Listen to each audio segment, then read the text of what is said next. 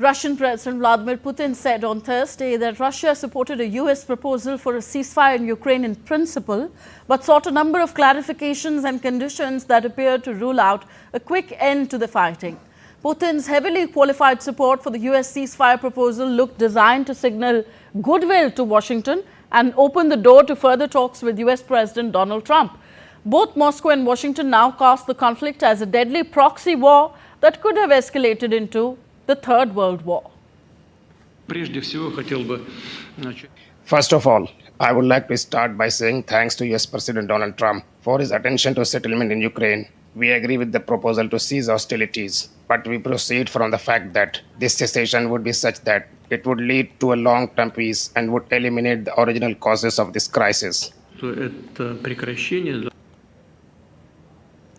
The Russian leader wondered how a ceasefire would impact the situation in Kursk, where Putin on Wednesday donned a camouflage uniform, extremely rare for the former KGB officer to visit a command post.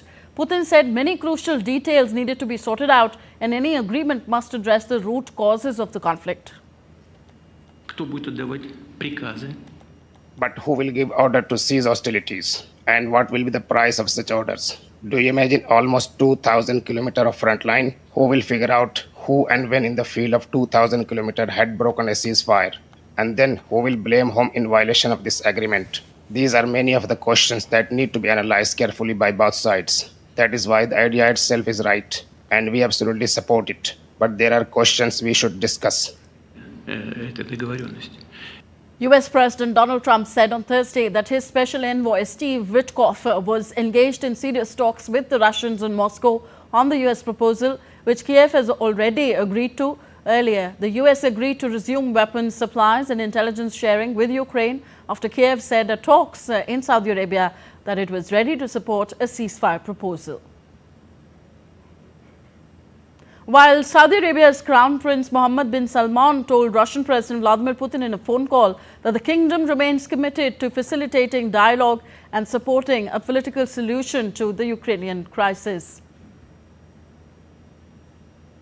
While Ukrainian President Volodymyr Zelensky said on Thursday that Russia's Vladimir Putin is preparing a rejection of a ceasefire proposal, but is scared to say this directly to US President Donald Trump.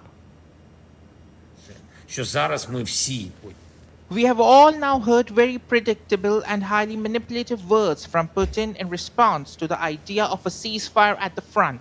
He is in fact preparing a rejection at present. Putin is of course scared to tell President Trump directly that he wants to continue this war, that he wants to kill Ukrainians. That's why in Moscow they are imposing upon the idea of a ceasefire these conditions so that nothing happens at all, or so that it cannot happen for as long as possible.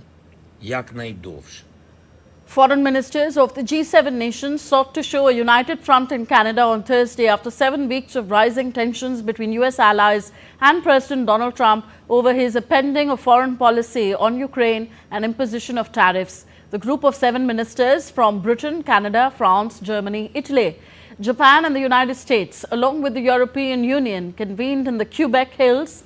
US Secretary of State Marco Rubio briefed his colleagues on talks on Tuesday with Ukraine in Jeddah, Saudi Arabia, where Kiev said it was ready to support a 30-day ceasefire deal. But officials said that the news of ambiguous comments by Russian President Vladimir Putin had broken during the session, leaving delegates unclear as to where things stood.